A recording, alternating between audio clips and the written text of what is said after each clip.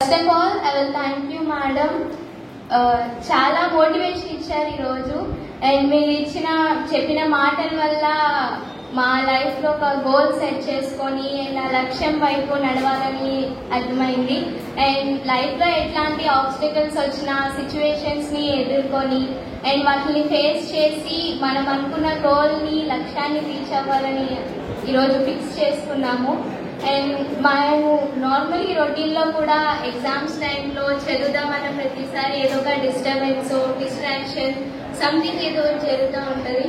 But వాటిని face చేసి వాటిని అవాయిడ్ చేస్తూ అండ్ మా స్టడీస్ని కూడా చాలా మంచిగా కంటిన్యూ చేసి అండ్ డెవలప్ చేసుకొని అండ్ ఫస్ట్ ర్యాంక్కి తెచ్చుకోవడానికి చాలా ట్రై చేస్తూ ఉన్నాను.